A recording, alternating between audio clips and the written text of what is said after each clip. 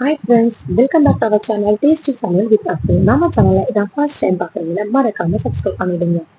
And கூடவே வர bell பட்டனையும் ப்ரெஸ் பண்ணிடுங்க.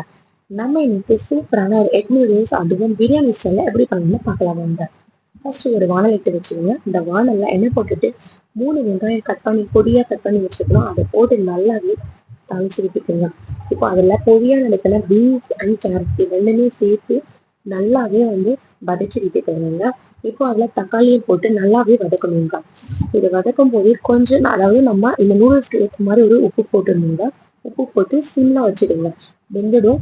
அதுக்கப்புறம் நம்ம என்ன பண்ணணும்னா பக்கத்துலேயே நின்றுக்கிட்டு சிம்ல வச்சு அப்பப்போ அடி பிடிக்காம அதை கிளறி கிளறி விட்டுட்டு இருக்கணும். அப்பதான் ரொம்பவே மெசேஜ் டேஸ்ட்டு கொஞ்சம் நல்லா இருக்கும். இது இப்போ எல்லாமே வதங்கி வச்சு இது கூட 2 டேபிள் ஸ்பூன் இஞ்சி பூண்டு பேஸ்ட் ஆட் பண்ணிட்டேன்.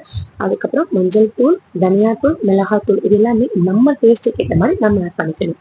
ஜீரகத்தூள் ஒரு 1/4 ஸ்பூன், கரம் மசாலா ஒரு 1/4 தூள் எக்ஸ்ட்ராவா நம்ம ஆட் பண்ணிக்கணும். ஏன்னா அப்பதான் பிரியாணி ஃப்ளேவர்லாம் இது வரும். அதனாலதான். இப்போ நம்ம எப்பவுமே சேமியா செய்யறதுக்கு பெரிய கிளாஸ்ல தண்ணி ஊற்றணும். அந்த பெரிய கிளாஸ் எடுத்துக்கிட்டு 2 டம்ளர் தண்ணி ஊற்றிக்கணும். நான் இதை சமைக்கிறது 2 பேருக்காக. ஸோ நான் இந்த மெஷர்மெண்ட்ல எடுத்து செஞ்சிருக்கேன். இப்போ கொதி வந்த உடனே அந்த நூடுல்ஸை நான் அப்படியே உடைச்சு போட்டுக்கிறேன். இப்போ மூடி போட்டு தம் போட்டு விட்டுணுங்க. இது அப்படியே சூப்பரா ரெடி ஆகிட்டு இருக்கும். இது பக்கத்துல நம்ம என்ன பண்ணிக்கணும்னா இன்னொரு அடுப்பு ஆன் பண்ணிக்கிட்டு பேன்ல எண்ணெய் போட்டுட்டு அதுல கேப்சிகம் கட் பண்ணி போட்டுக்கோங்க.